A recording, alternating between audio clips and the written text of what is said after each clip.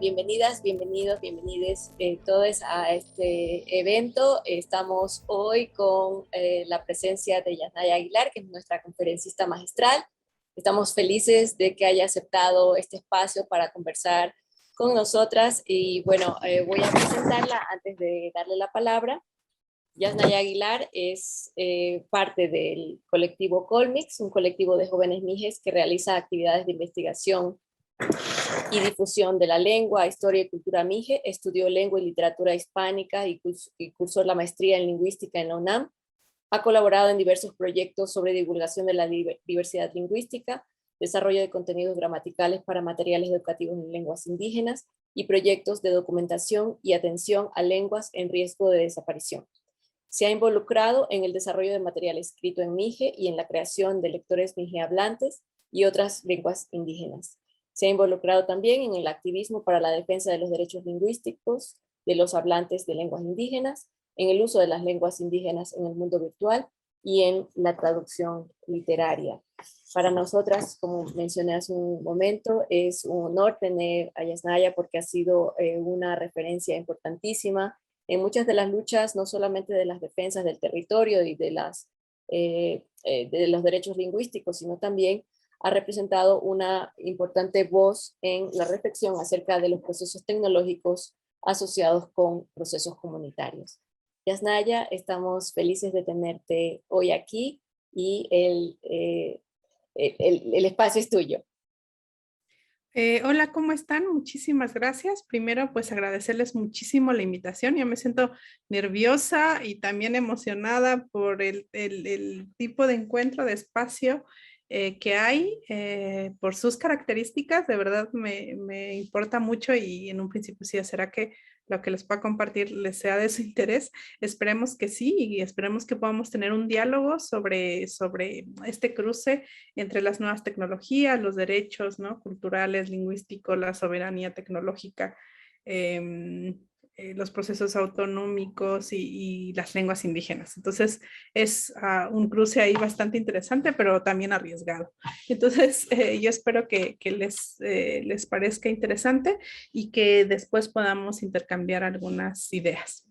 Y bueno, muchísimas gracias. Tengo preparada una presentación que pienso compartirles ahorita y bueno, sobre eso vamos platicando.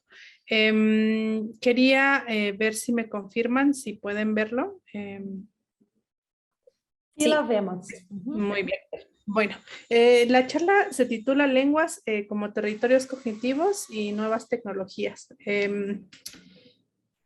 Una de mis, digamos, un poco quisiera poner antes en contexto, una de las cosas en las que me he involucrado ha sido bueno, es ya conocido, ¿no? En la diversidad lingüística, la lucha por los derechos lingüísticos, pero en ese camino nos fuimos encontrando con un proceso que tenía que ver con cómo este tema también se estaba reflejando en las plataformas digitales, ¿no? Tanto en internet, las redes sociales, pero también en otro tipo de desarrollo de app y de software. Y nos empezamos a dar cuenta que había cada vez más personas de pueblos indígenas que estaban trabajando en esto y bueno, empezamos ahí un proceso, pero hay muchas cosas que me inquietan sobre ese proceso y que me hacen plantearme varios asuntos tanto éticos como filosóficos y también de tipo pues más en cuanto al quehacer lingüístico, ¿no? Entonces esa es un poco mi experiencia con este tipo de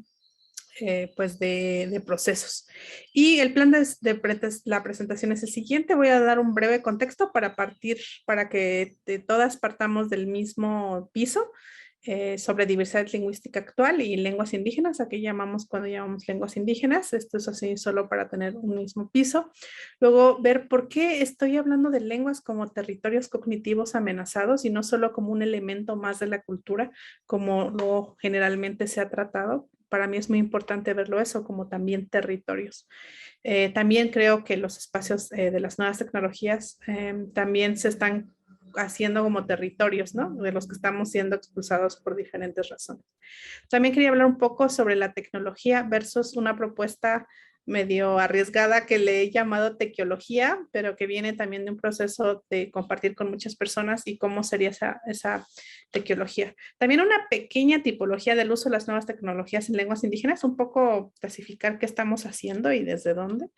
Y también algunas reflexiones ya finales sobre eso que me planteaban desde la invitación, lo que tiene que ver con la soberanía tecnológica, si realmente podemos desde los pueblos indígenas aspirar a eso y cómo sería, ¿no? Un poco plantear un futuro y una utopía al respecto. Entonces, bueno, vamos a ir hacia la primera parte, que sería como tener, lamentablemente, por las políticas públicas y bueno, por una serie de cuestiones políticas y sociales, es muy común que no sepamos sobre la existencia de lenguas distintas a las que utilizan los estados.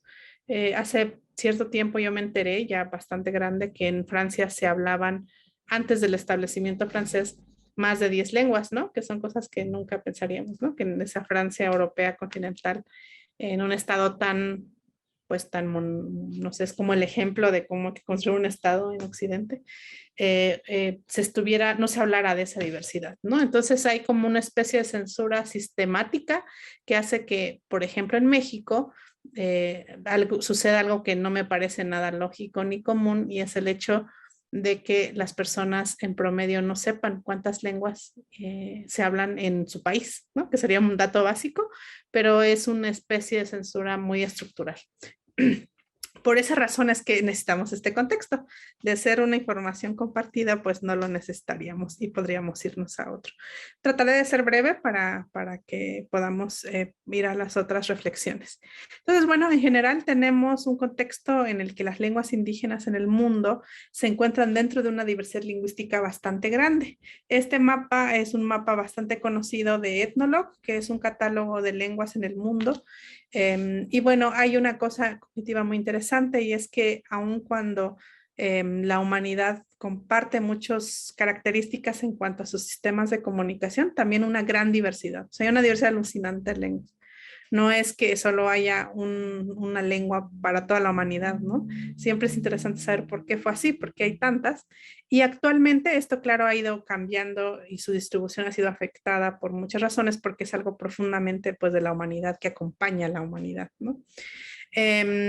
Aproximadamente hay entre 6.500 y 7.000 lenguas. Contar el número de lenguas no es una tarea muy fácil. Si me vuelven a invitar, luego les digo por qué exactamente contar lenguas y saber exactamente cuántas hay, no, aunque parece, no es nada fácil determinarlo. Pero por eso este cambio, ¿no? Entre 6.500 y 7.000 lenguas en el mundo es lo que los expertos pues están ahí en esa media. Hay gente que va a 10.000 y gente que va a 6.000, pero ese es como el rango. Y actualmente estas lenguas están distribuidas en el mundo así. A mí me gusta mucho este mapa porque muestra cómo en la actualidad, no siempre fue así, los países del norte global, por así decirlo, pues tienen poca diversidad, como podemos ver, y la diversidad lingüística se está concentrando hacia el Ecuador, o sea, hacia esa línea que está en medio. O sea, si pensamos el planeta como una esfera, yo siempre digo que está en su pancita, ¿no? O sea, en medio de su pancita. Esto se puede ver, ¿no? O sea, más o menos esta línea que recorre ahorita donde, bueno, en Oaxaca, Mesoamérica, ¿no? Hacia donde el área donde estoy, que está súper rojo, y nos vamos hacia África y luego hacia Oceanía, es como una franja donde está gran parte de esa diversidad. También hay una relación que siempre repito y que espero algún día poder hacer una tesis de doctorado de eso, si la vida me da.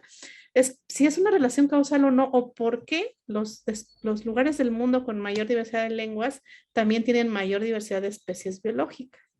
Eso es increíble. O sea, y de la lista de países con más diversidad o más número de lenguas, también hay mucha diversidad de especies biológicas.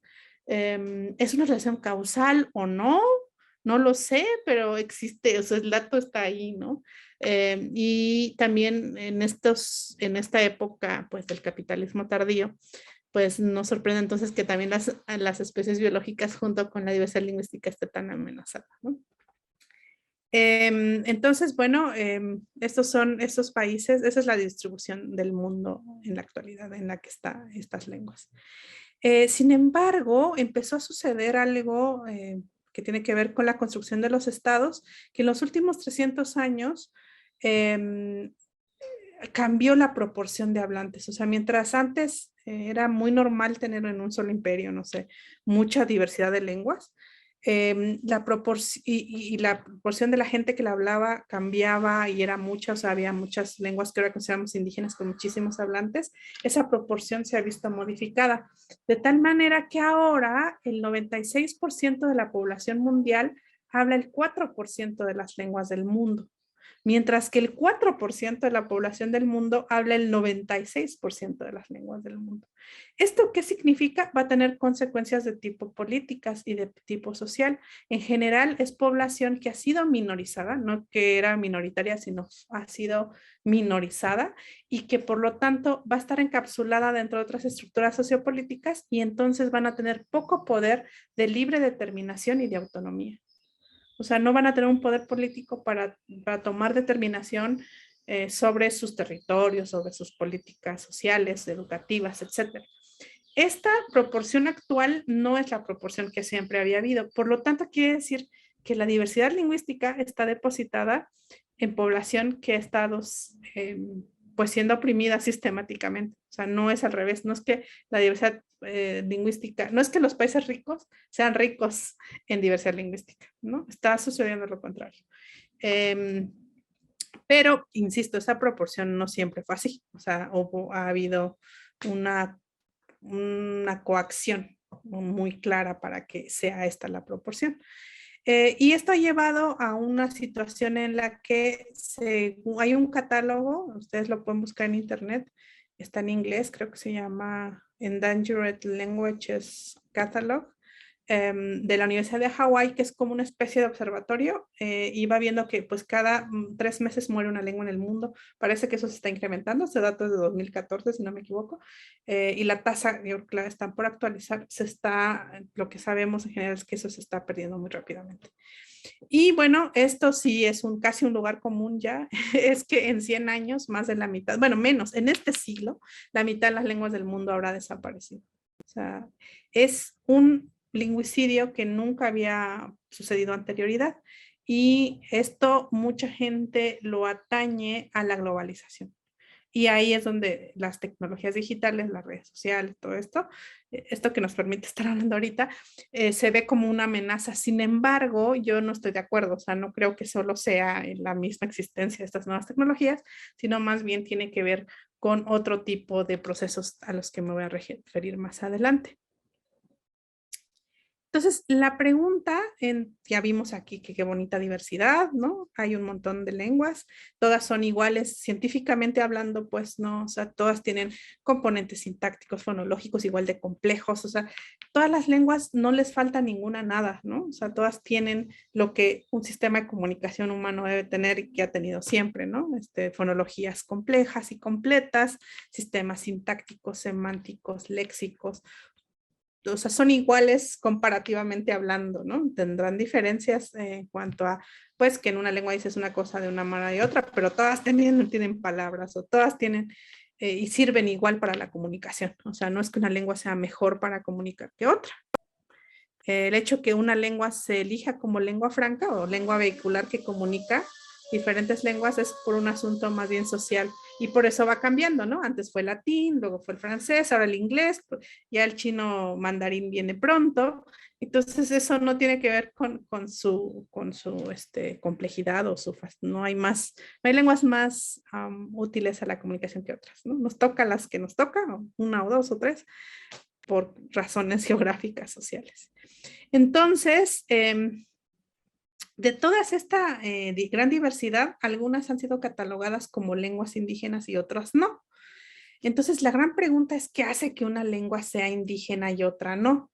Esto parece una pregunta muy obvia, pero no lo es en absoluto como lo vamos a ver.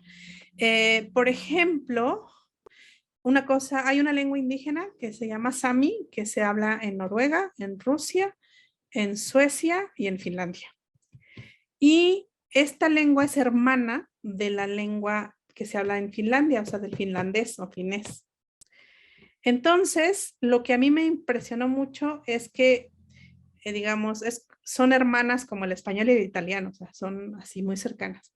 Pero el sami es considerado lengua indígena, pero el finlandés no. Entonces mi pregunta era, si vienen de una misma raíz, ¿por qué una no es una lengua indígena y la otra no? Es como si la hermana de, de mi lengua materna, que es Mije Quezoque, fuera catalogada como no indígena y el Mije sí. Entonces mi pregunta era, ¿por qué sí? ¿Por qué no? Una tiene que ver, una solución aparentemente fácil es que sea el número de hablantes, ¿no?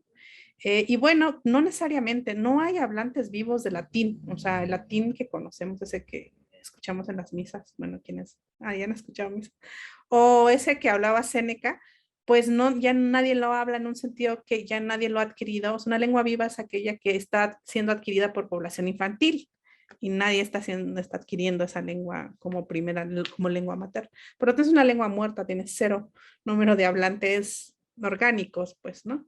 Y no por eso es una lengua indígena. Y no por eso recibe como discriminación, es decir, yo puedo sacar en un cajero en el Vaticano, un cajero que me va a dar el servicio en latín, pero en mije no, que sí es una lengua viva. Entonces, tiene que ver con otras situaciones. El caso del danés también, el yoruba es una lengua indígena que se habla en el centro de África. Tiene 4 veces más hablantes que el danés. O sea, el danés tiene muy poquito en comparación, pero el danés no es una lengua indígena y el yoruba sí. Yoruba está perdiendo hablantes, los derechos lingüísticos de sus hablantes están siendo amenazados, pero en el caso de danés no, no hay un desprecio interiorizado tampoco, no hay familias danesas que digan, por fin aprendí inglés, debo olvidar esta horrible lengua que es el danés. Eso no sucede. ¿Por qué para el caso de las lenguas indígenas? Sí, que muchos tenemos más hablantes que el danés o el sueco, por ejemplo, o el noruego. Entonces, la pregunta iría es, si no tiene que ver con el número de hablantes, ¿qué es lo que hace que una lengua sea indígena o no? Y por lo tanto, que vaya a tener una representación en Internet, por ejemplo, distinta a otras. Entonces, bueno, vamos a hacer una pequeña trampa y pensar que una lengua indígena es la que habla un pueblo indígena, obvio, ¿no? Pero entonces la pregunta sigue ahí, ¿qué hace que un pueblo sea indígena y otro no? Bueno, ¿qué hace que el pueblo yoruba sea un pueblo indígena, pero es eso, el pueblo danés no, o que los finlandeses no sean indígenas, pero los samis sí, aunque hablan lenguas muy semejantes. Bueno, vamos a ver, en este continente, claro, está muy relacionado con la historia colonial, ¿no? Y con la racialización de lo indígena. Sabemos que las razas biológicamente no existen, que hay un proceso de racialización, es decir, que creer que cierto segmento de la población es una raza. Eso es la racialización con base en ciertas características. Bueno, para la nación Sami, toda esa racialización del color de la piel, pues choca un poco porque la nación Sami es un pueblo indígena, pero todo lo que vemos sobre el color de la piel, pues es muy diferente. Son personas muy, muy blancas, pero son indígenas. Entonces, la pregunta otra vez es, ¿qué compartimos? Entonces, mi pregunta era, ¿yo qué comparto con mujeres samis? Aquí están en una manifestación en una ciudad de Noruega, porque están luchando también por su territorio. Entonces, yo no conozco la nieve, nunca he visto la nieve en mi vida. Este pueblo vive en medio de la nieve. Entonces empecé a sentir que culturalmente yo tengo más en común con una persona no indígena del Valle de Oaxaca que con los Sami, que son indígenas. Es decir, que no es un asunto, una categoría cultural. ¿Y qué tenía que ver con la nación mije? Nos encanta el básquetbol, ¿no? En la sierra. ¿Y qué tenía que ver aún así con la nación, perdón, aquí hay una equivocación, es con la nación Ainu? Esta es una foto del pueblo Ainu, que son un pueblo indígena en Japón. Entonces aquí no está la manifestación que dicen We want indigenous rights. Y hay hay naciones indígenas en China, en Estados Unidos, en Brasil, por supuesto, en Argentina también, en Chile también. Entonces hay pueblos indígenas en todo el mundo. Mi pregunta es, ¿qué sostiene? ¿Por qué una persona mapuche, una persona ainu en Japón, una persona sami en Noruega, yo en Oaxaca, somos indígenas? ¿Qué nos une? Entonces, es un asunto más bien que tiene que ver con un asunto político. Es decir, compartimos dos características, pueblos que sufrieron un tipo de colonialismo, ¿no? Antes de que se formaran los países, pero no solo eso, porque en África hay pueblos que sufrieron colonialismo europeo, pero que al convertirse en países dejaron de ser considerados indígenas. sino también hay que cumplir con el siguiente requisito, y es que no conformaron un Estado-nación y quedaron encapsulados dentro de alguno. Esa es muy, muy importante. Es decir, el hecho de que el mundo esté dividido en un poco más de 200 países en la actualidad, o sea, que haya 200 fronteras, 200 banderas, 200 himnos, 200, es algo muy, muy, muy nuevo en la humanidad. O sea, el hecho que yo necesite un pasaporte no tiene ni 300 años. O sea, es muy, muy poquito en la historia de la humanidad. Y estas entidades que se llaman países, eh, que no se hicieron con base en fronteras culturales, sino bueno, por asuntos de poder, y controlaron muy bien ciertas fronteras y crearon discursos como si ser mexicano, por ejemplo, fuera una categoría cultural, y tampoco lo es, ¿no? Es un estatus legal, es como tú estás regido bajo este conjunto de leyes de este país. Eso es lo único que compartimos todas las personas mexicanas.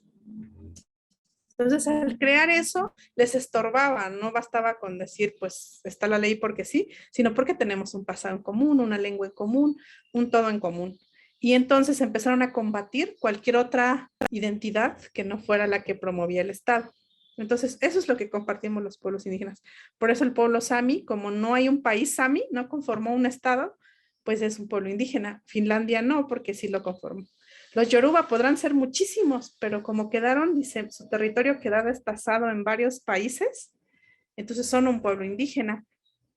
Los daneses de Dinamarca no. ¿Por qué? Porque por muy pequeños y poquitos que sean, hicieron su país aparte, independiente. Entonces es un asunto de poder. Por lo tanto, una lengua indígena es una categoría política, es decir, son las lenguas que hablan estos pueblos que no tienen un estado independiente. Por esta razón, indígena, yo me peleo mucho con el hecho de que se vea como algo esencial. O sea, yo esencialmente no soy indígena, estoy en esa condición política. Entonces, como dice el historiador Sebastián Van Doesburg, si arbitrariamente fijamos el comienzo de los pueblos mesoamericanos con la domesticación del maíz, llevaríamos, no sé, 9,000 años siendo zapotecos, de los cuales 500 indios y 200 indígenas, porque es lo que se empezó a usar con el establecimiento del Estado. Entonces es una condición histórica y eso nos permite pensar en un futuro donde podamos seguir siendo mijes sin ser indígenas, que haya desaparecido esa categoría que viene de una opresión.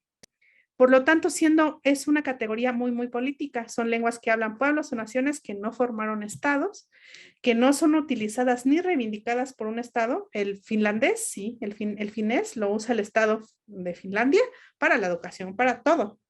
Pero el Sami no, el Sami, los niños y las niñas Sami tuvieron que ir a escuelas para que obligadamente aprendieran o noruego o finés o sueco, y les negaron hablar su lengua. Entonces, lo que estos estados han hecho es que si tú no hablas la lengua del estado, entonces te vamos a hacer todo para que te olvides de tu lengua, violando tus derechos humanos y tus derechos lingüísticos. Pues parafraseando al lingüista alemán Max Weinreich, son lenguas sin ejército y sin marina. Es lo único que compartimos. En el caso de México, lenguas que descienden de las que se hablaban cuando llegó Cortés y que han sido discriminadas y combatidas activamente por el Estado. Eso es una característica muy interesante. Y bueno, esto no es casual que suceda después de la conformación de los Estados-nación. Si pensamos que hay 6,500 lenguas en el mundo y solo 200 países, y cada país eligió una lengua, eso quiere decir que hay 6,300 lenguas que están siendo combatidas por el Estado y que solo 200 se usan desde el poder. Y no solo es que hayan elegido una para usar del poder, sino que además les molesta que existan más. Eso es bien interesante. El modelo de país está bien obsesionado con el monolingüismo. Ahorita lo vamos a ver con números. O sea, le encanta eso. Y eso se está empezando a reflejar también en las plataformas digitales. Es como un reflejo de eso. Entonces, la premisa de los países es el monolingüismo. Y bueno, ni siquiera son 200 las que están apoyadas por el poder, porque en este continente en el que estoy, la mayoría de los estados, de los países, eligieron solo una lengua. No es que cada uno haya elegido uno, ¿no? Si Perú, el quechua, México, el náhuatl, Guatemala, el cachiquel, no. O sea, sino todos, la mayoría decidieron elegir español, además. Entonces, es menos, ¿no?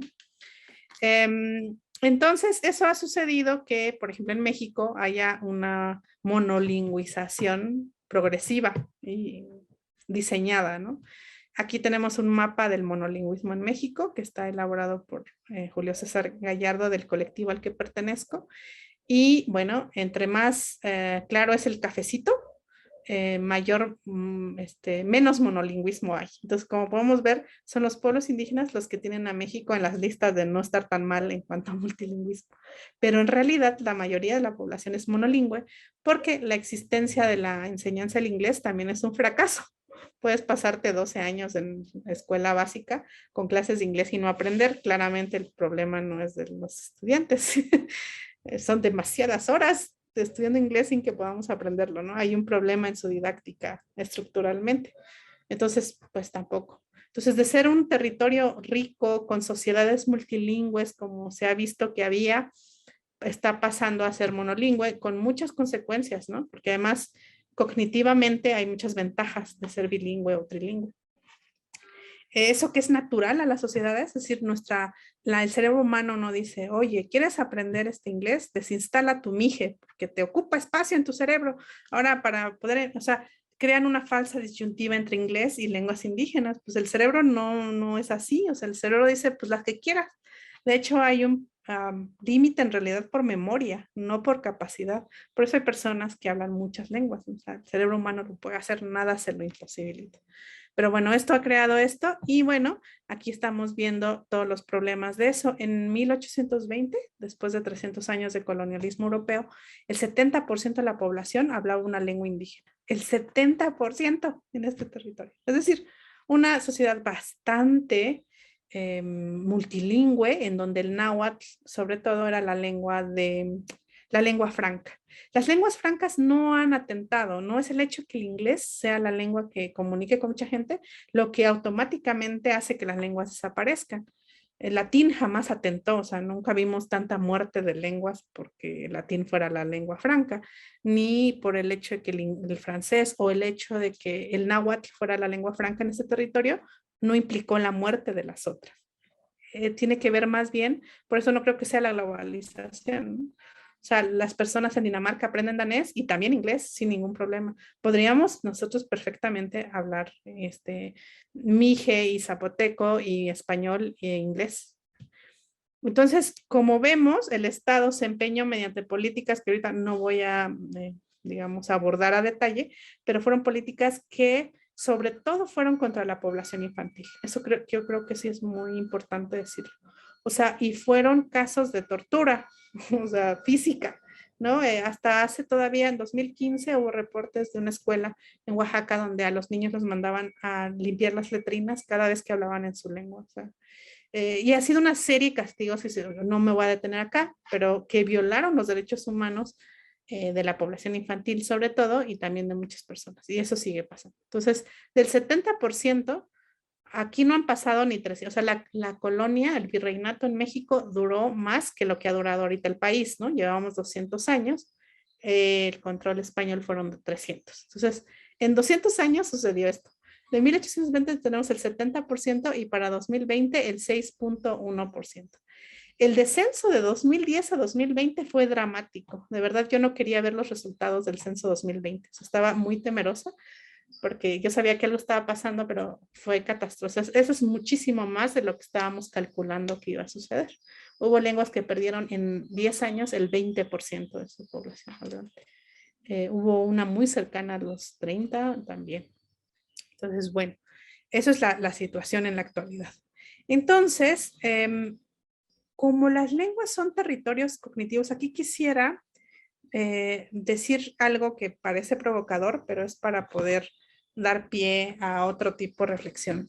Y lo provocador en esto es decir que la lengua no es cultura. Entonces, esto es decir, ¿cómo que la lengua no es cultura? Pues la lengua es sobre todo cultura. Bueno, el problema es que en español, en inglés no, pero en español la palabra cultura tiene dos significados grandes. Una es una definición antropológica, ¿cierto? En donde todo es cultura. O sea, el hecho de decir que hay elecciones democráticas y hay un Instituto Nacional Electoral y hay, o sea, eso sería cultura política, ¿no? O sea, como la cultura occidental, o sea, eso en un sentido antropológico. Pero también en México, en español, hay una definición como manifestación estética o artística, ¿cierto? Entonces tenemos ministerios de cultura o secretarías de cultura. Si no tuviera esta definición, pues la Secretaría de Cultura se encargaría de todo, ¿no? Porque pues, todo es cultura occidental. Entonces, la provocación va en el sentido en que la lengua no es cultura, en un sentido en que no es un rasgo artístico, o sea, no debería estar en los ministerios de cultura. ¿Por qué? Porque la lengua, a diferencia de la danza, por ejemplo, o la danza o la danza o la música de los pueblos indígenas, no quiero decir que no sean importantes, las danzas son fundamentales, la música también, pero no todo el tiempo estamos danzando. O sea, la danza tradicional tiene un momento en que sucede. La música, la podemos escuchar o ejecutar, tiene su momento. La comida también, hay un momento para comer. Los textiles hay un momento para hacerlos. Pero la lengua no. No es como, ahorita o sea, ya tuve mi evento lingüístico y ya no. La lengua nos atraviesa totalmente. Nos atraviesa desde que amanecemos y pensamos, híjole, ya se me hizo tarde, no debía apagar ese despertador. Eso sucede en una lengua. Después vengo y doy esta charla y en esa charla estoy usando una lengua y el hecho que esté usando español y no náhuatl tiene un trasfondo político. Pudo haber sido que ahorita estuviéramos hablando en náhuatl. Por el hecho que hablemos en náhuatl y no en mije, digo en español y no en mije, tiene consecuencias y tiene una explicación. Y aún más, yo puedo pelearme con mi novio, regañar a mi gato y voy a usar una lengua. Puedo callarme y estar pensando qué aburrida presentación y lo voy a hacer en una lengua, lo va a vehicular mi pensamiento en una lengua. Puedo incluso no estar hablando y está la lengua presente. Es más, puede incluso ser un fenómeno involuntario. Me voy a ir a dormir y voy a soñar en una lengua. Las personas de mi sueño van a estar hablando cierta lengua. Y eso quiere decir que incluso más allá de mi voluntad, lo lingüístico empapa todo, no solo es un instrumento de comunicación, sino de pensar, o sea, de ser humanidad. Por lo tanto, cuando yo quito eso, el racismo, claro, hace que despreciemos nuestros textiles, nuestras danzas, eso se desprecia, se ve racializado, se ve mal, pero en la lengua nos estamos metiendo con el instrumento cognitivo con el que estamos construyendo las sociedades en las que estamos y también el pensamiento. Entonces, si yo voy a aprender, no sé, voy a meterme un curso de historia de Japón, no me van a dar en Japón esta clase, me van a dar o sea, es un vehículo también para aprender del mundo. O sea, cuando a mí me enseñen por fin a programar un código de programación, la persona que va a estar hablando ahí lo va a hacer en una lengua. Es decir, no hay manera de escapar a lo lingüístico, nos hace profundamente humanas, o sea, nos atraviesa. Por lo tanto, despojar violentamente de ese instrumento de pensamiento es algo muy violento. Es como si yo llegara y cada vez que quisieras expresar un pensamiento en tu lengua te golpeara, que eso es lo que sucedió con la población infantil. Y además quisieras que se expresara en una lengua en la que apenas se está aprendiendo. Entonces en esos procesos de desplazamiento hay problemas cognitivos serios, porque no puedes expresarte con todos los mecanismos léxicos, semánticos, cognitivos en tu lengua, pero tampoco has alcanzado a agarrarlas de la lengua que te están imponiendo. Entonces, hay una relación muy fuerte entre la autonomía, el territorio y la lengua. O sea, todo tu sistema, que es un sistema educativo que está en español, el sistema judicial también, hay un montón de personas en la cárcel que no se han enterado de que van sus juicios porque no tienen intérpretes. Hay personas, y lo digo muy cercanamente, amigas mías que han sufrido en los hospitales violencia obstétrica de la peor porque no hablan su lengua y no les facilitas un intérprete y ahí se te va la vida. En el judicial se te puede ir la libertad, ¿no? En todas las áreas está empujando a que no podamos vehicular nuestro pensamiento ni nuestra comunicación en nuestra lengua. Entonces, entre mayor autonomía hay para un pueblo indígena, mayores posibilidades hay de que pueda fortalecer su lengua, ¿no? Lamentablemente la respuesta del gobierno actual en México es terrible al respecto, no hay mucho cambio, hay un recorte presupuestal terrible en el área, o sea, del Estado no va a venir al parecer la solución, va a seguir con esta inercia, que aunque ha cambiado en el discurso, ¿no? Sería bonito decir que vas a hacer esto, pero en los hechos recortas, ¿no? Por lo tanto, lo que estamos hablando son de territorios cognitivos despojados, ¿no? La violación sistemática de los derechos lingüísticos es el despojo de un territorio cognitivo. Nuestras visiones de la naturaleza ante el cambio climático, por ejemplo, nuestras maneras de clasificar las especies que están en esos ecosistemas, nuestra relación con los bienes naturales como el agua, etcétera, están atravesados por cómo los categorizamos en nuestra lengua. Entonces, no es que se nos despoje solo de un aspecto, un rasgo de nuestra cultura, así como que, bueno, al pueblo mije le han quitado esto, y la lengua. No, la lengua vehicula todo eso. Entonces, a diferencia de las danzas, de la música, la lengua no necesita un espacio para ocurrir. Más bien hace que ocurra todo lo demás. ¿Cómo puedo pensar mi territorio? ¿Cómo puedo lo que sea sin lengua? Es que simplemente dejas de ser parte de la humanidad, de la sociedad a la que eres. Pensarse sin lengua es muy difícil, ¿no? Por lo tanto, ahora voy a la tercera parte que tiene que ver con la tecnología, ¿no? Que vamos ya más aterrizando hacia esta relación. No voy a hablar aquí mucho de eso, seguramente ustedes saben mejor, pero quiero ver que compartamos una visión amplia de la tecnología. Esto viene de una tradición, sobre todo muy occidental, en donde se separó la naturaleza de la humanidad, ¿cierto? O sea, es una vieja discusión en Occidente si algo es más, siempre se dice, es que nació o se hizo, ¿no? Nacer es que es de la naturaleza, ya viene ahí, ¿no? Y se hizo es como la sociedad, la humanidad. Entonces hay una diferencia entre lo silvestre y lo natural y la civilización y lo humano, ¿no? Esta división no es para nada en muchos pueblos indígenas y no para todas las naciones del mundo, es obvia, eso es muy occidental. Entonces, cuando tú ya separaste a la naturaleza de la humanidad, ya no te sientes o te concibes como un mamífero más o unas mamíferas más del ecosistema en el que estés, entonces ya puedes explotar la naturaleza. ¿Y cómo la vas a explotar? Pues con técnica, ¿no? Entonces la voy a explotar con técnica y entonces esa tecnología va a estar al servicio de, wow, la humanidad es tan inventiva, entonces tiene técnica y por lo tanto todas esas herramientas son tecnología. Sin embargo, para otras culturas la tecnología va a ser mucho más compleja, o sea, esta relación no va con su ambiente, va a estar, por ejemplo, mucho más alineada con la diversidad. Por ejemplo, en la tradición de pensamiento mije, la milpa, que es un sistema de cultivo bien complejo, que tiene un montón de desarrollos adaptativos de miles de años, pues es un tipo de tecnología. Pero, sobre todo en la actualidad, se ha hecho casi un sinónimo de hablar de tecnología y capitalismo, ¿no? Es decir, es bien difícil. Entonces, lo que yo digo es, bueno, la tecnología, que además es algo muy celebratorio, a mí me gusta mucho, me parece innovación, creación, que media entre las sociedades y también entre nuestros entornos.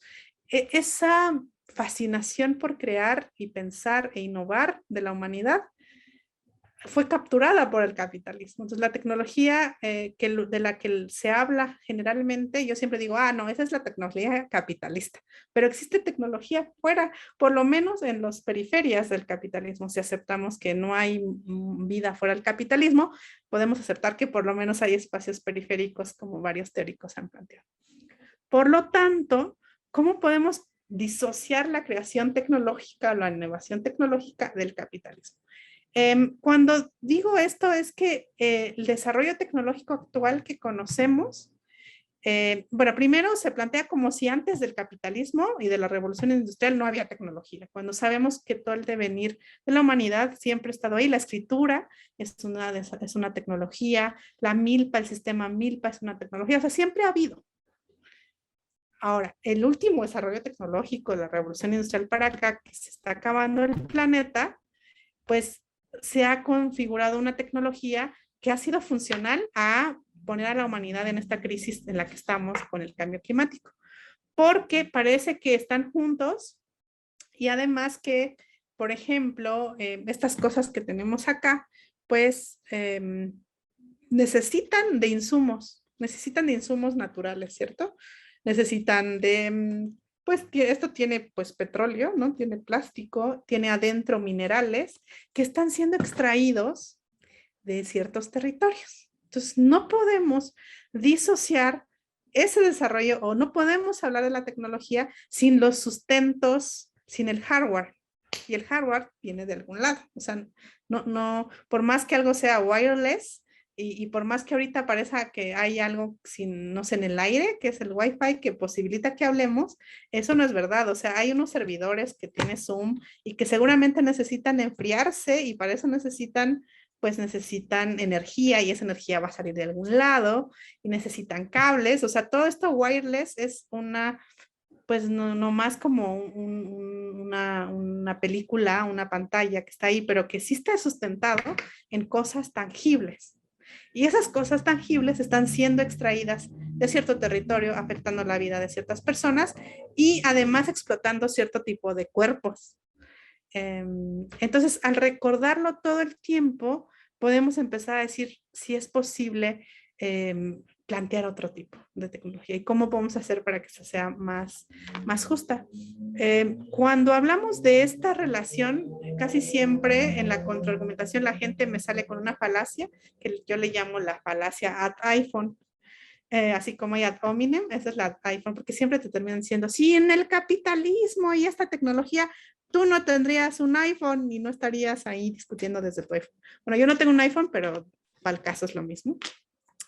Y entonces, lo que se ha visto es que esta natural, para mí, curiosidad e impulso de innovación que hay en la humanidad, que es la tecnología, ¿no? Que media, desarrolla instrumentos y crea y media la relación entre los ambientes, los ecosistemas, las personas, las sociedades, pues está siendo privatizada, es decir, se volvió mercancía. La milpa, que es una tecnología que les digo que tiene un montón de cosas desde hardware, o sea, tiene una serie de elementos que puedes tocar, pero también una serie de conocimientos tecnológicos de cómo implementarlos para tener milpa y que se opone a la lógica del monocultivo, o sea, esta manera de relacionarme con el territorio a través de la milpa, pues no es de nadie, o sea, no tengo que pagarle una patente a quien haya inventado la milpa para que me deje usarla. Bien, o sea, hay un montón de desarrollo tecnológico en muchos pueblos y en muchas tradiciones que no se ha vuelto mercancía. No tiene patentes, nadie me va a decir que soy una pirata o que estoy, se entiende que es un conocimiento comunal. Y en realidad, si nos acercamos un poco, la tecnología capitalista también lo es. Cuando alguien me dice, bueno, pues ustedes serán muy pueblos indígenas, pero no han podido desarrollar un iPhone, regresando al punto, yo les digo, claro que yo reclamo, nada más que para que alguien desarrollara un iPhone, lleguemos a ese punto, digamos, o a un tipo de avance tecnológico el que quieran, hubo gente que pudo dedicarse a pensar y para eso esclavizó a otra. Y hubo un montón de personas que le estaban cocinando y éramos mujeres. Y hubo un montón de territorios devastados que resultan que eran los nuestros. Entonces, las ganancias las estás privatizando, pero yo puse ahí mi trabajo. Mucho de la tecnología y no se pudo haber desarrollado sin la esclavitud, sin los sistemas esclavistas. Entonces, tengo derechos, nada más que todas las ganancias te las estás quedando tú y las desventajas y las pérdidas las estoy sufriendo yo sobre los cuerpos y sobre los territorios. Por lo tanto, para que exista eso, yo me siento también, digamos que yo invertí en eso, pero más bien las ganancias nomás se las lleva alguien. Y eso sabemos sobre la participación también de las mujeres, ¿no? O sea, para que los hombres se pusieran a hacer sus innovaciones tecnológicas, fue sobre el tiempo y el esfuerzo de nosotros. Por lo tanto, también tenemos mérito en eso. Y entonces, al hacer esto, también la tecnología ha contribuido a ver la naturaleza como un otro que puedes explotar y convertir en mercancía por medio de la tecnología. Y entonces ahí es cuando esa tecnología se vuelve un poco, digamos, malvada, ¿no? O juega en contra de, pues, del planeta. Entonces, ¿qué sucede si en esos otros principios tecnológicos de pueblos indígenas o tradiciones que, que no son capitalistas, ¿no? O que plantean otro tipo de alternativas? Primero es que naturaleza y humanidad no pueden ser separados. Por eso mucha gente ve como pensamiento primitivo el hecho de que pidamos permiso a la tierra para sembrar, por ejemplo, que por cierto es muy rica la comida que preparamos esos días, así que no es mala idea ritualizarla, pero nos ven esos pensamientos, ¿saben? Primitivo, lo tecnológico es esto acá. Y nosotros decimos, no, no podemos separar la tecnología milpa del ritual. ¿Por qué? Porque entonces no vamos a, por lo tanto, verlo como algo que va a estar a los intereses del mercado, por ejemplo, ¿no? O sea, tiene una lógica mucho, de pronto es una respuesta bastante moderna a un problema contemporáneo como es la emergencia climática.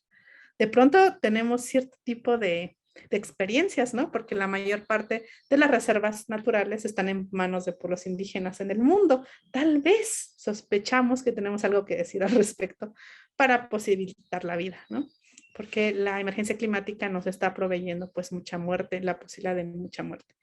Entonces, la pregunta es, ¿para qué necesitas progreso tecnológico? O sea, ¿necesitas progreso o podríamos adaptar la tecnología a otra idea que es el buen vivir, que está en muchas lenguas? Hay diferentes maneras de llamarlo, ¿no? Está el Sumakausai, está el Hotkukopten, está, que hay muchas maneras en muchas lenguas de decir vivir bien. Entonces, la idea esta de progreso nos está llevando a un punto en el que estamos. Parece que no nos está llevando a un buen vivir si se plantea que vamos a tener una catástrofe climática, ¿cierto? Entonces, ¿para qué necesitamos? Entonces, hay gente que me dice, bueno, es que tú quieres vivir en un mundo primitivo sin celulares. Y yo dije, no, no es que quiera eso, lo que quisiera es nada más que los celulares no respondieran a la lógica del mercado, ¿no? O sea, porque necesito un celular para hablar con mi abuela que está muy lejos y está enferma, muy bien, pero que no tenga que cambiarlo cada que el mercado me diga, en un año tener un nuevo teléfono, el más actualizado, etcétera, ¿no? Esas son cosas distintas. Entonces, a eso se oponen las tecnologías de la diversidad. Eso me parece muy interesante, que casi en todos los otros lados que hemos visto, luego con más tiempo hablaré. Un ejemplo es el sistema Milpa, pero hay muchos ejemplos como de tecnologías de la diversidad y que responden a darte una mejor calidad de vida, porque la tecnología actual, aunque te diga que te va a dar una mejor calidad de vida, lo que te está dando es emergencia climática. Entonces, yo quisiera ver cómo es posible que estas tecnologías que vienen de la tradición capitalista puedan ser hackeadas, y creo que gran parte del trabajo que hacen ustedes va hacia allá, ¿no?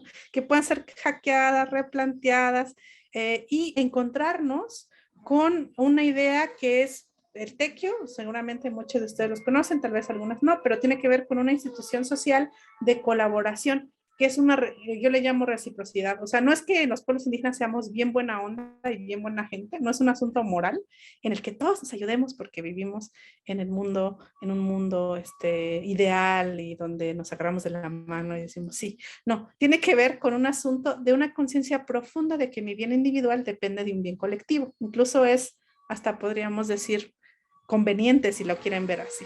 Entonces, esta reciprocidad se da entre familias, se llama mano vuelta o tunumbet, en el que si tú vas a hacer una boda, pues yo te voy a poner 5, no sé, 5 litros de mezcal, supongamos, y cuando yo voy a tener una fiesta, te voy a avisar con tiempo para que después tú me des a mí. Esto ha aplicado a muchísimas cosas, o sea, de verdad, incluso a la economía, ¿eh? En el mercado hay un sistema de cada vez se está perdiendo más, pero ahí está. Y la reciprocidad colectiva, que es, tenemos un problema, se desgajó el cerro, vamos todos a resolverlo, o tenemos un deseo, ¿no? Una fiesta, es un deseo colectivo. Entonces se hace y está muy institucionalizada, después les puedo explicar cuáles son sus principios, pero está muy, muy institucionalizada, muy políticamente institucionalizada, que es esta tarea de trabajar juntos gratuitamente para un bien común. Y en diferentes pueblos recibe diferentes nombres: Minga, Lumbun, Col, Tequio-Comunyung, Paina, Es decir, hay muchas, o sea, no es algo periférico ni menor. Entonces, uniendo tecnología con la palabra tequio, que es colaborativa, entonces pues me inventé un poco este neologismo de llamarle tequiologías. O sea, una tecnología desde la reciprocidad que no esté bajo los intereses del capitalismo, un desarrollo tecnológico colaborativo, que muchos compas ya lo han dicho. El software libre es lo más cercano a ese tequio que ya conocemos en nuestras comunidades. O sea, no es igual, pues, pero es lo más cercano. Por lo tanto, las tecnologías de código abierto, que la milpa lo sería, pues desde código abierto le podemos ir mejorando y tal. Y entonces yo pensaría, ¿qué hubiera sido del desarrollo o bueno, de la innovación tecnológica de no haberse atravesado el capitalismo, ni las patentes, ni los códigos cerrados?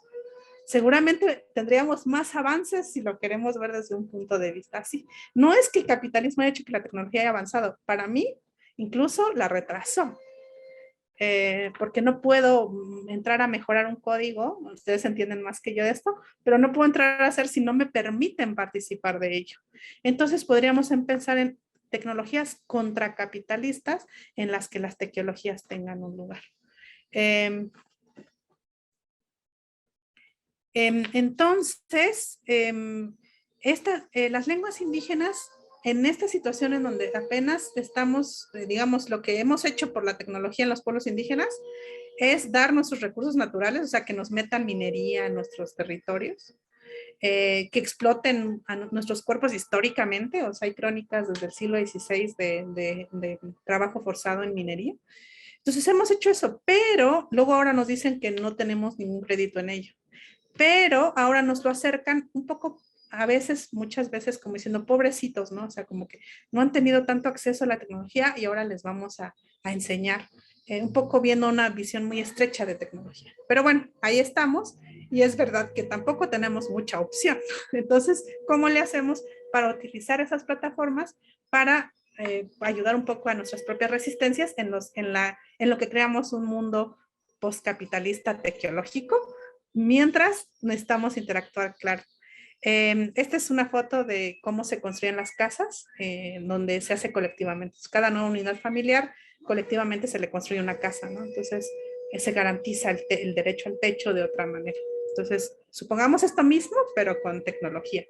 Y con nuevas tecnologías, ¿no? Porque hay un montón de tecnología, dado que somos humanidad, pero hablando específicamente de estas digitales. Entonces, lo que ha hecho el sistema y el Estado es crear nichos, ¿no? Entonces, bueno, sí puedo darte, no sé, o sea, puedes hacer una app de cuentos, pero nada más para la literatura. Pero para el sistema de salud, no, ¿eh? O sea, acceso a nuevas tecnologías para administración de justicia, olviden. Para administración pública, no. O sea, mientras pueda hacerlo para ciertas cositas, para lavar la cara, eso un amigo lingüista, ahorita no recuerdo su apellido, pero se llama John, le llama glotowashing. Así como hay pink washing, hay glotowashing. O sea, hacer como que sí atiendo a la diversidad lingüística, pero en realidad no. Ante esta situación, se creó un proceso muy interesante que Tajeo Díaz ha sido una compañera mía del colectivo que ha sido muy, ¿cómo decirlo? Pues ha impulsado mucho este proceso y en el que pues también hemos participado, que se llama Activismo Digital de Lenguas Indígenas. La idea es que si los espacios digitales replican esta asimetría y esta injusticia en el mundo, digamos, no digo, en el mundo digital, pues hay activistas que están tratando de ir contracorriente. Entonces esto se llama ha habido encuentros, el primer encuentro fue en 2014 y fue interesantísimo, ¿no? Además de darnos herramientas, la mayor parte de las personas que nos formaron eran también de pueblos indígenas, eso es muy importante, pero también hubo discusiones éticas, ¿no? ¿Qué vamos a poner o no en qué vamos a poner o no en la red, por ejemplo, cuando tiene que ver con Internet, por qué lo vamos a hacer, si lo vamos a hacer, hay qué códigos, etcétera, con quiénes vamos a trabajar, si vamos a trabajar con Facebook y con Twitter y con Google o no. No son decisiones fáciles, fue muy interesante y ya se ha hecho todo un movimiento a nivel continental. La iniciativa Global Voices y Rising Voices tiene una línea de trabajo, ¿no? que se comenzó en ese año bastante interesante. Entonces, bueno, yo veo como varias cosas. Por un lado, el desarrollo de apps, sobre todo para enseñar lengua, pero que son apps que es un gran esfuerzo, pero son muy limitadas en el sentido, pues, de que no son cursos completos, o sea, no es como en Duolingo, ¿no? Sino que tienen palabras, sobre todo son palabras. Entonces, en realidad lo que aprendes es más que hablar la lengua, palabras. Pero esto ha tenido un impacto como en el imaginario, o sea, la posibilidad de construir pues, la posibilidad de construir lenguas con ese cruce de tecnología y pueblos indígenas, en su momento sí fue muy disruptivo, ¿no? Porque era como, ya ven, a los pueblos indígenas siempre nos confinan al pasado, ¿no? Pero hay otras personas que encabezaron un movimiento que ahorita está un poco, yo siento en stand-by, pero ahí está, que es Mozilla Nativo. Mozilla Nativo fue muy interesante porque se fueron también personas que hablan lenguas indígenas las que estuvieron ahí en contacto y que crearon este proceso que fue espacios de formación, pero también espacios de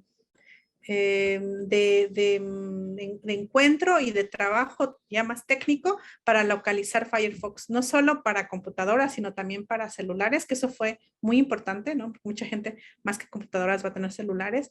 Y bueno, hay un montón de proyectos de localización, que sería como la traducción, un montón de proyectos de localización de Firefox en lenguas indígenas, en guaraní, cachiquel, mixteco, zapoteco, náhuatl, etcétera. Yo conocí a varios de estos activistas, pude entrevistarlos y una de las cosas que me decían es lo que nos gusta de las iniciativas como Mozilla es porque son de código abierto. Entonces, para nosotros ya fue muy natural, decía Rodrigo Pérez, un gran activista digital, de los primeros, así. Decía, para mí ya fue muy natural trabajar con software libre porque pues así le hacemos en el pueblo, era como un tequio, pero nada más en digital. También iniciativas como Wikipedia, ¿no? Por ejemplo, aquí esta es una entrada de Wikipedia en náhuatl, que hay más de 10,000 artículos de Wikipedia en náhuatl. En maya hay más de 6,000 y ahí va el asunto, ¿no? O sea, es también muchísimo trabajo colaborativo. Esta es la entrada para México en náhuatl, por si lo quieren visitar, así es Wikipedia con H, pueden ver muchas cosas. Y bueno, también en esos espacios, pues aparte de discutir, nos dimos cuenta cuáles eran los problemas más lingüísticos, más técnicos, más de mucho tipo entre nosotros. Pero también hay gente y hay personas, y es respetable y hay que discutirlo, que trabajan con plataformas como Facebook. Eh, Sabemos que tiene varios problemas, ¿no? Pero bueno, ¿quién está fuera del capitalismo, no? Que aviente la primera piedra, pero pues sí hay que discutirlo entre nosotros y por ejemplo este es Cachiquel, es Facebook en Cachiquel, entonces puedes entrar y tener todo Facebook en Cachiquel, que además a diferencia de Twitter, el Facebook ha tenido un impacto bien interesante en pueblos indígenas. Bueno, esto afecta la neutralidad de la red, como ya sabemos, etcétera, etcétera, o sea, tiene sus pros y sus contras, nada es muy sencillo, pero eso, entonces por un lado tenemos todo un desarrollo de apps, como sobre todo para educación, ¿no? Ahí necesitamos mucha ayuda, por ejemplo, en esta parte de transmisión lingüística y enseñanza de nuestras lenguas. Sí es algo que yo personalmente necesito. O sea, yo doy mis clases de mije con segunda lengua y me gustaría tener un lugar donde las personas puedan escuchar las palabras en mije, ver cómo se escriben y escucharlas también. Un montón de cosas que necesitamos, pero bueno. Por otro lado está todo esto de la colaboración de software libre e iniciativas como Wikipedia, como Mozilla Nativo, etcétera, o software o Linux. También ha habido, Rodrigo Pérez ha colaborado, por ejemplo, con Linux. Entonces, como software libre más lenguas indígenas, que me parece muy padre, pero también hay iniciativas como Facebook o Google que está tratando ahí de desarrollar cosas con lenguas indígenas. Cada vez más con los problemas que eso plantea. Entonces, en este escenario, ¿cómo podríamos hablar de una soberanía tecnológica cuando no tenemos autonomía ni en nuestro territorio concreto, ¿no? En tiempos del capitalismo tardío lo veo complicado. Entonces, la pregunta sería, ¿es posible tener soberanía tecnológica sin desprenderse del sistema capitalista? Yo creo que no, ¿no? O sea, la otra sería entrarle a ese juego. Yo creo que no, porque además todos los insumos para lo tecnológico, lo wireless, lo internet, todo eso, pues sigue saliendo de estos territorios y hay mujeres todo el tiempo que tenemos que estar ahí poniendo el cuerpo para sacar la minería, para que no te contamine el agua, etcétera. O sea, lo veo complicado, pero claro, es un sueño como el sueño teológico, ¿no? Pero mientras eso pasa, ¿cómo usar las herramientas tecnológicas? ¿Bajo qué ética? Para ayudar en procesos de resistencia de los propios pueblos indígenas, tipos de mapeos, por ejemplo, ¿no? Sabemos que FEMSA, que es una empresa, la que tiene Coca-Cola, tiene un mapeo de cuerpos de agua en México mucho más impresionante que la Conagua, ¿no? O sea, cosas que nos vamos encontrando y vamos sabiendo, pero entonces, ¿cómo hacemos que estas herramientas tecnológicas nos puedan ayudar a defensas, ¿no? Y bueno, para mí la respuesta sería tequiologías múltiples, ¿no? O sea, no solo hay una respuesta, sino hay muchas, en muchas tradiciones tecnológicas del mundo, no solo hay una y no solo es la occidental y no siempre es para progreso, ¿no? Y bueno, con estas preguntas ahí les dejo. Muchísimas gracias. Muchísimas gracias, Yasna, siempre haciéndonos explotar la cabeza, ¿no? Con todas tus reflexiones y con toda tu experiencia. Para mí los sistemas lingüísticos se relacionan mucho también con los sistemas tecnológicos porque también creo que así como tú mencionas, ¿no? Tienen un código, tienen una comunidad detrás, materializan una visión del mundo, una forma de estar y de ser y de hacer en el mundo, una sensibilidad. Y creo que todas las experiencias que tú nos estás compartiendo dan cuenta de eso. Entonces, yo creo que, bueno, yo tengo millones de preguntas, pero no sé si de las personas que estén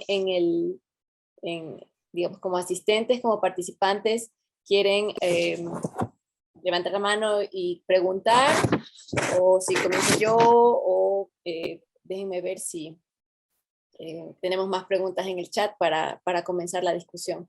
La idea es que abramos el espacio de discusión, que a partir de los múltiples ejes que ha cubierto Yasnaya podamos conectar también con nuestras propias prácticas, reflexiones, experiencias desde los lugares situados donde nos encontramos. Entonces, no sé, ¿hay preguntas en el chat? Y había algunas preguntas bien específicas de, como Joaquín pregunta, ¿cuántos países existen como Canadá que manejan 2 o más idiomas oficiales?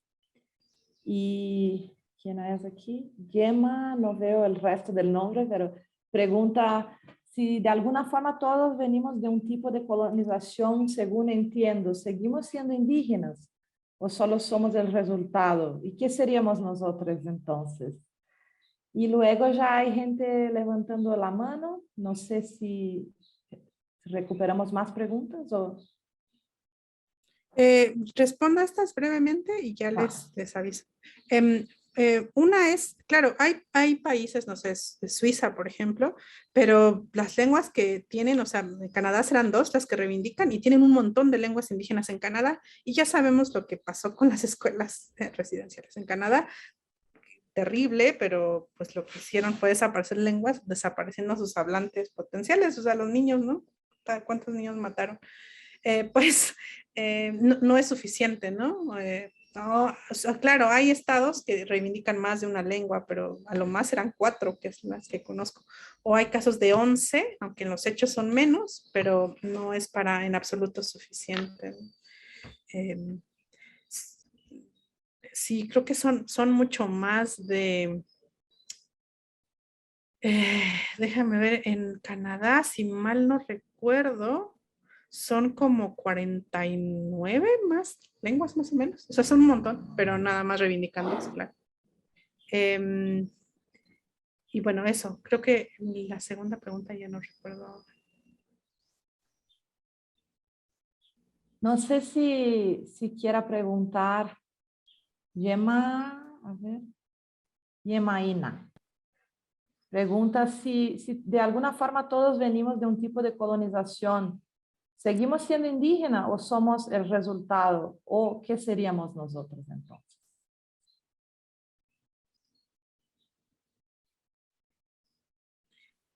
Uy, ahí sí les voy a pedir me inviten a otra presentación. Es una cosa muy compleja cuando se cruzan las identidades con esto.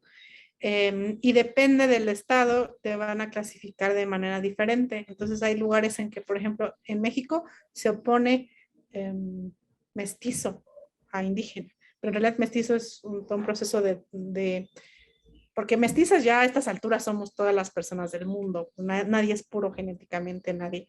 Por lo tanto, entonces no es una categoría genética, es otra cosa, ¿no? Es un asunto de desindigenización.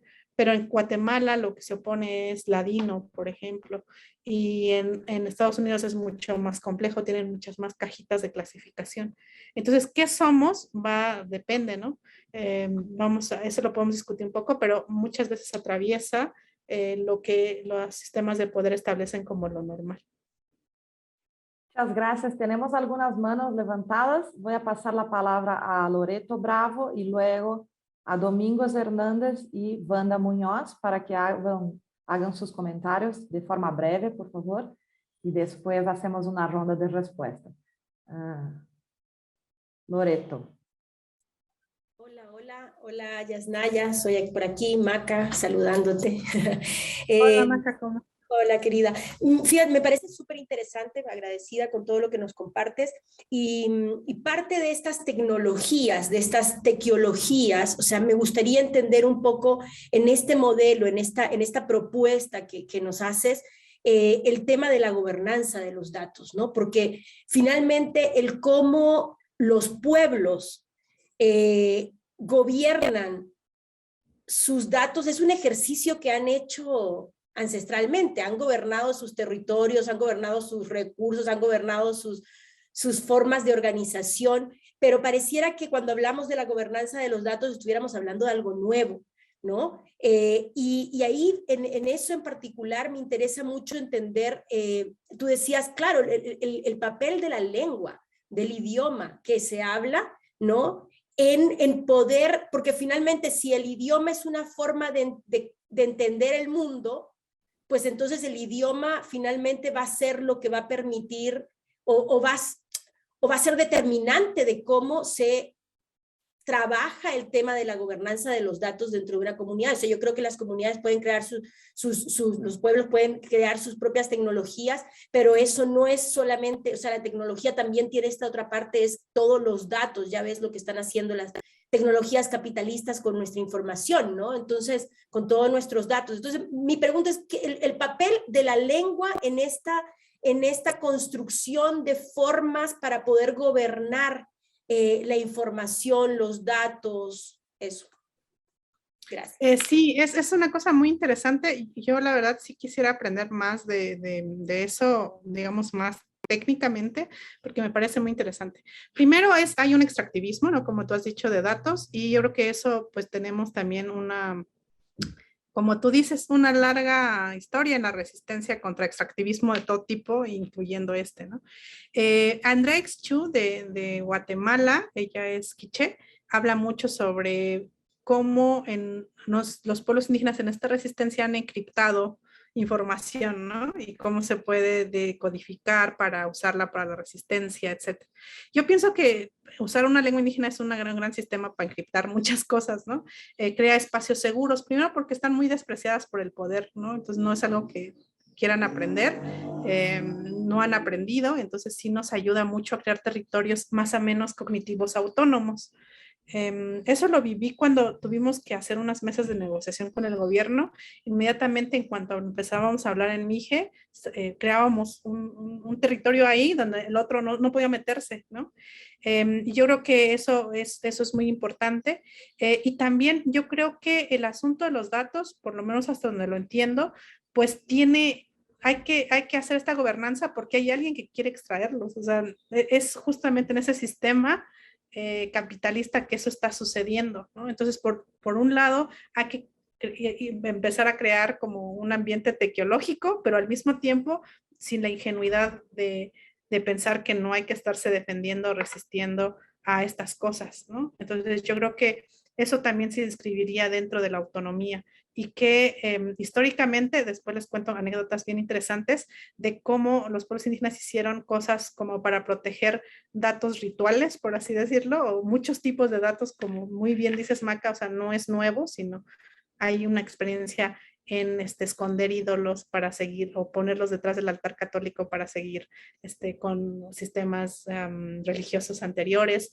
Lo mismo con el Estado, ¿no? Cuando se intentó quitar la propiedad comunal en el siglo XIX, cómo se hackeó un poco el sistema de decir, sí, sí, ya está como propiedad privada, se ponía nombre de alguien, pero adentro seguía funcionando comunal. Hay muchas estrategias como de engaño a los sistemas de opresión bien interesantes, ¿no? Y creo que en eso la lengua tiene un factor muy fuerte porque no la desprecian tanto que no la hablan. Muchas gracias. Entonces, pasamos a la pregunta de Domingo. Domingo Hernández. Sí, muchas gracias. En primer lugar, felicidades a Yasnaya por tan excelente exposición. Y bueno, aquí mi comentario es en el sentido de si puedes describir algún proceso del uso de tecnología de algún pueblo indígena en algún lugar del mundo en el cual se hayan empezado a ver resultados en términos de, a través del uso de esta tecnología, pues de la restitución cultural, ¿no? Como decías, de una nueva forma, ¿no? De posicionarse en el mundo en términos de su reivindicación cultural, económica, social, ¿no? Justamente, como decías, el uso de la información. Y bueno, y también a lo mejor abundar un poco en las tensiones que pueda haber, es decir, pues como todas las culturas, ¿no? Pues tenemos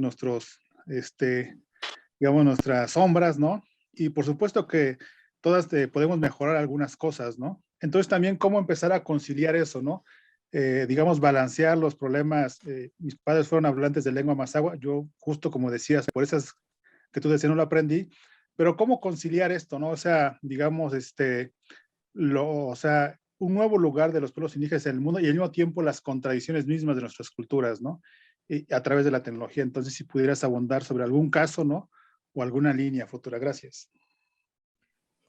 Sí, bueno, en cuanto a lenguas, por lo menos, y eso es una crítica que hacemos mucho, es que necesitamos ver todo eso del uso de la tecnología, por ejemplo, para revitalizar lenguas, tenemos que verlo con mucho cuidado, porque no lo va a hacer o sea, no, se necesitan otro tipo de procesos políticos que están atrás tanto de la tecnología como detrás de las lenguas. Entonces, ¿cómo verlo eso como una herramienta que podría ser? Yo no conozco ningún caso en donde, bueno, donde ha ayudado, claro que sí, pero donde ha sido fundamental para frenar los procesos de pérdida lingüística, no.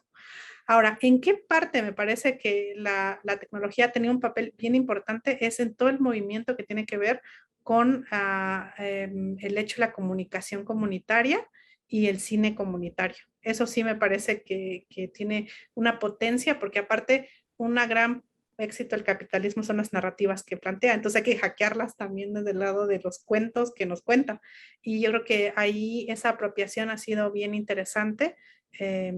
Por lo menos lo que veo, por ejemplo, con video en las aldeas en Brasil, con lo que ha significado el cine y la comunicación para el pueblo wayú, ¿no? También aquí en México, todo lo que hace CLACPI, por ejemplo, me parece que ha sido las radios comunitarias, ¿no? Como esa articulación y bueno, el proyecto también de telefonía celular comunitaria, ¿no? Creo que es bastante esperanzador. Pero yo lo que pensaría con un futuro, como dices en tu pregunta, es que creo que hemos pensado que el futuro va a ser hipertecnologizado, ¿no? O sea, pensamos un poco siempre en la ciencia ficción como en un futuro donde va a haber un montón de cosas que no, pero no nos estamos dando cuenta que no va a ser así si no frenamos el cambio climático. Si no frenamos el cambio climático, ese futuro que pensamos de siempre hacia adelante, esa idea de progreso tecnológico bien positivista del siglo XIX, no es sostenible ya. O sea, ¿dónde más vamos a sacar minerales? O sea, si ya nos los estamos acabando, ¿dónde vamos a sacar esos combustibles fósiles de los que en gran parte depende la tecnología? O sea, pensar en que los pueblos indígenas tenemos que adaptarnos a esta tecnología capitalista, la realidad, los datos, yo tengo otros datos, o sea, no nos están dando. Entonces, sí o sí, ya sea porque tomemos conciencia y entonces el sistema se caiga de otra manera y entonces evitemos lo peor de la debacle climática, o sea, que haya debacle climática y con muchísimo dolor y sangre y muerte de la gente, vamos a tener que reconstituir otro tipo de sociedad, pero en este momento de la historia, ese futuro hipertecnológico ya no va a ser. Entonces, creo que va a haber más bien un regreso a pensar en esas otras tecnologías, ya sea porque nos agarra el pánico o porque pues la debacle climática nada más deje al 10% de la población viva, no sé, ¿no? O sea, creo que sí tenemos que repensar mucho el futuro de la tecnología. Sí. Muchas gracias. Wanda está esperando también para hablar y después pasamos a algunas preguntas del chat. Y si alguien más se anima, puede alzar la mano. Wanda. Muchas gracias. Ay, pues muchas gracias y muchas felicidades, Yasnaya. Mucho gusto escucharte y aprender de ti. Gracias a la red por organizar esta sesión. Bueno, yo quisiera preguntarte lo siguiente. Ahora, como en Naciones Unidas recientemente ha habido mucho interés y difusión al hecho de que la inteligencia artificial tiene un impacto diferenciado en diferentes grupos y obviamente el impacto negativo está yendo hacia los grupos marginados históricamente. Ahora con las recomendaciones de la UNESCO, hay como cierto ímpetu a ponerle más atención a ese tema en particular. Y en México ha habido algunas reuniones para difundir estas recomendaciones de la UNESCO y qué pasos se pueden seguir. Entonces yo quisiera preguntarte tú qué pasos crees que debería haber ahí en ese sentido, si realmente hay un interés por decir, bueno, si se van a implementar estas recomendaciones donde se está buscando que la inteligencia artificial pues mitigue sus riesgos y consecuencias negativas y que beneficie a todas y todos en nuestra diversidad. ¿Qué crees que se tendría que hacer ahí? O de hecho a veces me pregunto inclusive si es posible hacer algo, siendo como el Estado en realidad no se ocupa realmente de los derechos de diferentes grupos y personas, pues no necesariamente vas a ver hacerlo en la inteligencia artificial. Pero quería verte un poco, preguntarte un poco tú qué pensarías de todo esto. Muchas gracias. Conozco muy poco del tema, no conozco esas recomendaciones, pero es decir, me parece pues lógico que la inteligencia artificial esté haciendo eso, porque todo el sistema lo hace, o sea, históricamente lo que sea, ¿no? Que tenga que ver con colonialismo, patriarcado y capitalismo, pues se friega a quienes están en esos sistemas ranqueados como menor, ¿no? O sea, personas racializadas para el colonialismo, personas pobres para el capitalismo y mujeres para el patriarcado. O sea, sería raro que no fuera así, ¿no? Lo raro sería que fuera así. Entonces, que la UNESCO haga esas recomendaciones es como que muy bien, pero voy a verme como violencia Rivas o como Lisa Simpson. Así, el problema es de todo el sistema, ¿no? Ahora, como no podemos escapar de eso, pues estamos ahorita usando Zoom, pues, ¿no? ¿Cómo hacemos para más o menos hacer esto un poquito más justo en lo que construimos otras cosas? Que siempre es una gran pregunta que yo me hago, ¿no? ¿Cuánto tiempo dedico a estos asuntos de la representación y que la inteligencia artificial sí reconozca otro tipo de pieles, no sé, por ejemplo, o incluya otra, o sea, como luchar por la inclusión en ese sistema que ya está mal, o sea, sí, pues hay que hacerlo, pero al mismo tiempo construir un sistema que no esté mal, y ahí sí me da mucha esperanza y me da mucha pena no conocer más sobre todas esas iniciativas como de software libre o que va en contra, ¿no? Como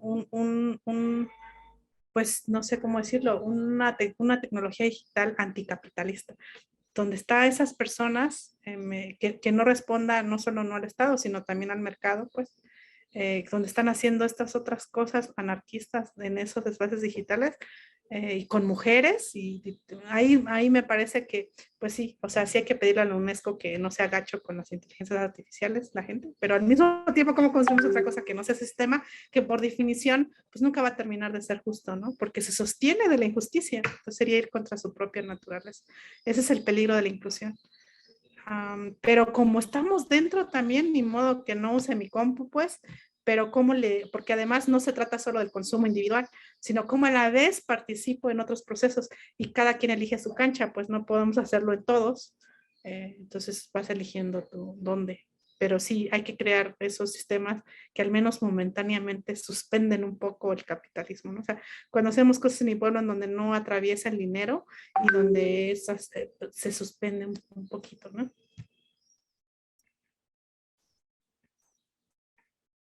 Y lo vamos fortaleciendo. Sí, muy inspirador todo. Voy a leer una pregunta de Fernanda Suárez. Si alguien más también quiere hablar, puede alzar la mano. Fernanda, bueno, muchas felicitaciones y muchos agradecimientos en el chat. Y ese es uno. Muchas gracias, Yasnaya, por tus potentes reflexiones. considerando el patriarcado estructural y su imbricación con lo colonial, ¿cuáles son los desafíos sociales y culturales que identificas en las relaciones entre mujeres indígenas y tecnologías digitales? Uy, así de, voy a ser breve también porque creo que ya estamos en el tiempo, pero para empezar el acceso, ¿no? No solamente las tecnologías digitales, sino que casi a lo que sea de tecnología. Pero yo siempre, o sea, viendo como muchos movimientos de mujeres que tienen que ver con defensa del territorio y muchas veces con minería, pienso, o sea, la relación más que tenemos es la defensa del territorio, ¿no? O sea, de esos minerales que se van a usar para la tecnología. Entonces, tal vez la relación más cercana, pero es una relación pues de defensa muy fuerte, ¿no? Si hay problemas ya con, o sea, la alfabetización, salud, etcétera, pues también se replica con lo tecnológico, ¿no? Entonces termina siendo como ya casi como que hay luego cosas más urgentes, pero también he visto que por lo menos en este movimiento de activismo digital de lenguas indígenas cada vez hay más mujeres. Y eso me parece que subvierte mucho porque subvierte todos los sistemas, ¿no? El colonialista, el patriarcal, el capitalista, etc. Entonces, me da mucha esperanza que dentro del movimiento de ese activismo digital bastante crítico haya muchas mujeres indígenas. Muy bien, Paola antes dijo que tenía una pregunta, no sé si la tienes, si ya fue contestada. Sí. Bueno,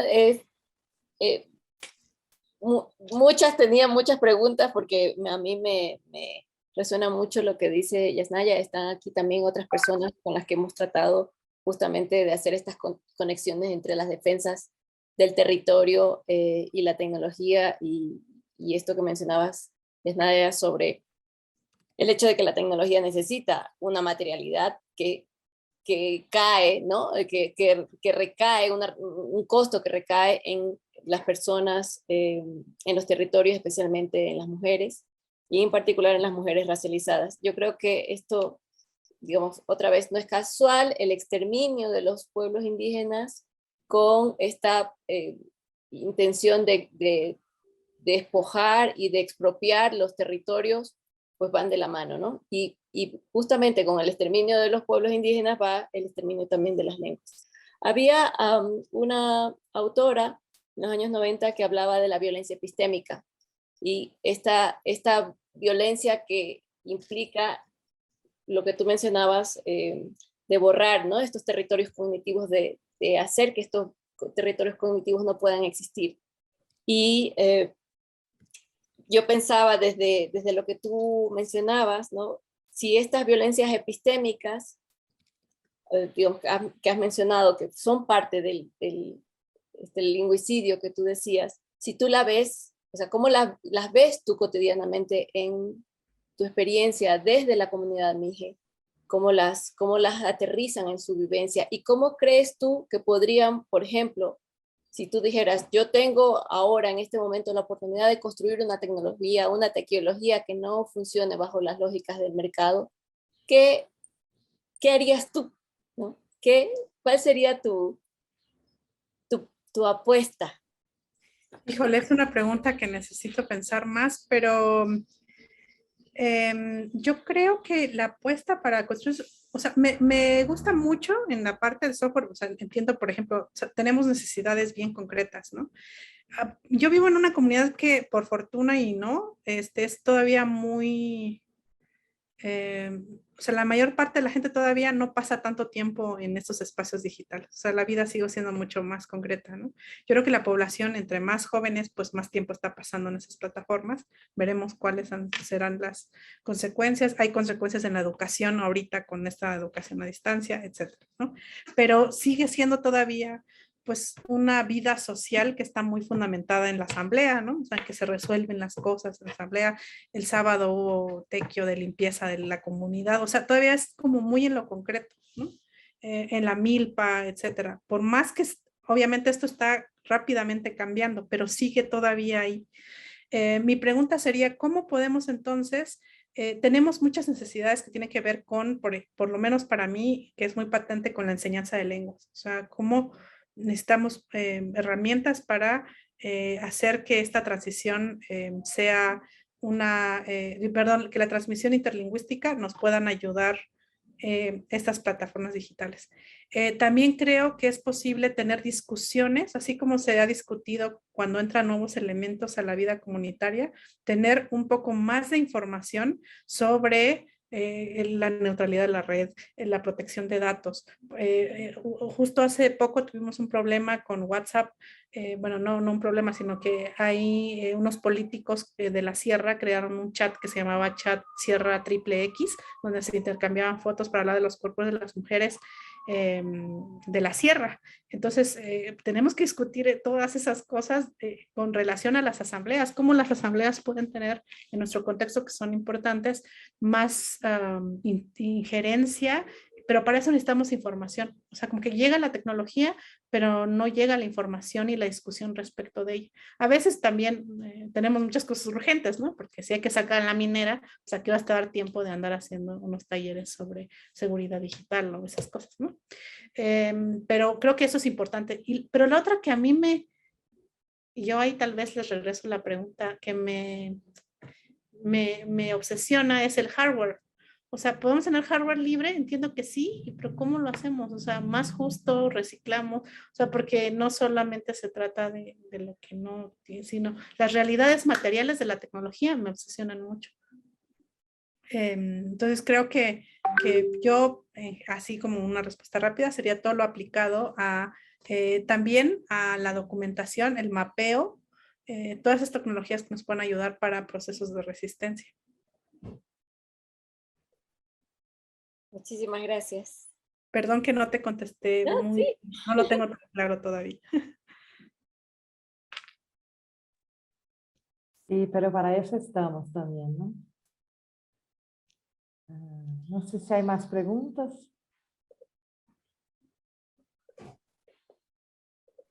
No sé si haya más preguntas en el chat o alguien más quiera levantar la mano. Por ahora creo que no. Bueno, yo creo que justamente parte de los desafíos que tú estás planteando sobre cómo le hacemos, sobre cómo resolvemos la parte material de las tecnologías, tienen que ver también con desconstruir estas narrativas sobre lo que tú mencionabas antes, ¿no? Sobre el desarrollo, el progreso, y decir, a ver, no necesitamos tantas tecnologías, no necesitamos tanta materialidad. Necesitamos tal vez otras formas de acercarnos al consumo material en general, no solamente tecnológico, pero que viene asociado digamos, a esta narrativa de hiperconsumo capitalista. Y, digamos, no sé, hay, por supuesto, muchas cosas sin resolver y creo que a lo mejor algo que, por ejemplo, algunos colectivos han estado haciendo, entre ellos aquí hay personas que lo han estado haciendo, trabajar en tomar conciencia de esa materialidad asociada con la tecnología, ¿no? Y cómo esa materialidad produce efectos en los cuerpos y en los territorios, especialmente en los territorios de los pueblos indígenas y especialmente también en los cuerpos de las mujeres, ¿no? Y creo que también por allí hace falta como ese ejercicio propio, ¿no? De autorreflexión sobre los impactos de esta materialidad, sobre esos cuerpos que a lo mejor no vemos y esos territorios que no estamos viendo, que están sufriendo pues contaminación del territorio, del agua, ¿no? Consumo del agua, se toman el agua. Bueno, tú nos podrías incluso conectar con esas defensas del territorio, ¿no? Que para mí están conectadas totalmente justamente con este modelo lineal de progreso, que es el causante de la actual catástrofe climática, ¿no? Y eso pues también hay que pensar en las responsabilidades diferenciadas, ¿no? de los países y que de alguna manera pues están impulsando esta catástrofe. Entonces, bueno, no sé si haya más comentarios o preguntas. Sí, disculpen, tengo que salir corriendo. Sí. Muchísimas gracias. Entonces, aquí te comparten cosas, te compartiremos luego el chat. Genial. Y te queríamos pues otra vez agradecer por esta reflexión. Más adelante pues seguiremos la conversación en otros espacios.